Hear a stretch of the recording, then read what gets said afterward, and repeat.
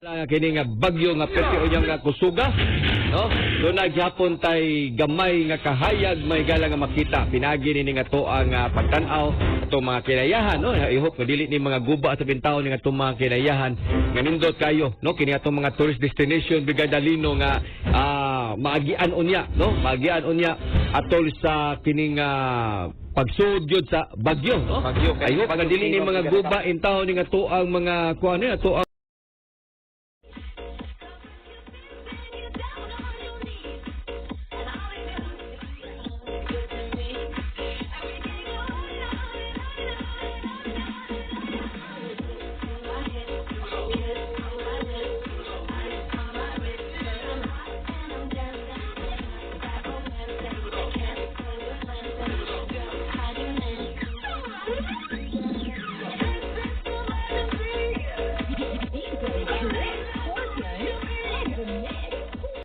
Treehouse TV is going to the dogs. What's a surprise? All your favorite four-legged friends are in full effect for a day of furry fun. Yes! Yes! Oh yeah! Plus a special appearance by Disney Junior's Bluey. So busy. The fur is really going to fly on National Dog Day. Continues on Treehouse. Also streams on Stack TV. The wait is finally over. Okay, here we go. It's Bluey. Bluey. It's here. Yeah! TV! Hey! It's a super fun season. Oh, wow! Oh my goodness. Hey! Morning, Wendy. Bluey. Weekday mornings on Disney Junior.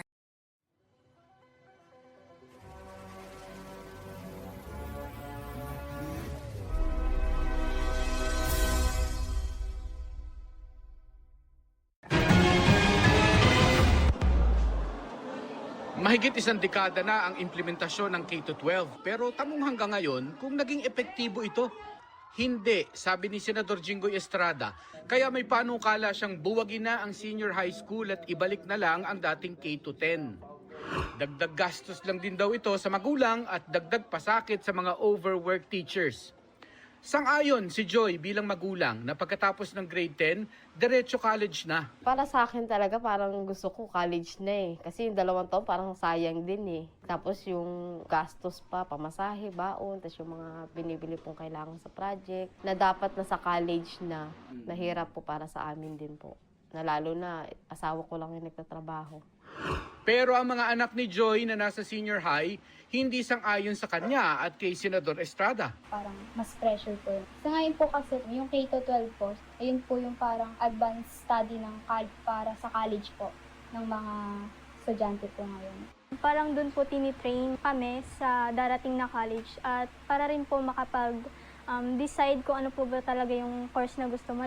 Ayon sa Rural Education Advocate na si Professor Arlene Marasigan, sablay man ng K-12, hindi ito kasalanan ng programa, kundi kasalanan ng implementasyon. Whether we are ready or not during the time of President Aquino, we push for it because that's the demand and the need for global competitiveness. Nung inaproban ang senior high school, kulang na kulang po tayo sa resources. It's not the issue of walang pinagbago, but it's the issue of lack of preparedness.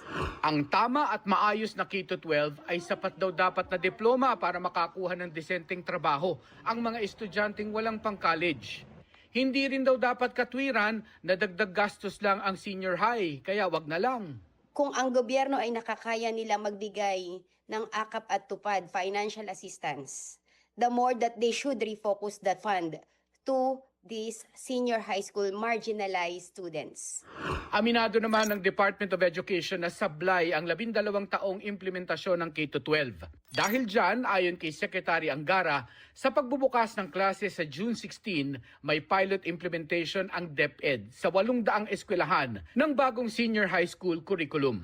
Ang mga ganitong evaluation at recalibration ng K-12 ang matagal na raw hinihingi ng mga education stakeholders. Wala po tayong short-term and mid-term evaluation and pumasok na po tayo sa 10-year or 1 decade evaluation, and that is the year 1 and year 2 of EDCOM report. Kaya po nahirapan pong mag-recalibrate ang ating mga government agencies. Tungkol naman sa panukala ni Senador Estrada na buwagin ng senior high school, ipapaubaya na raw iyan ng DepEd sa Kongreso. Para sa GMA Integrated News, Mark Salazar, nakatutok 24 oras.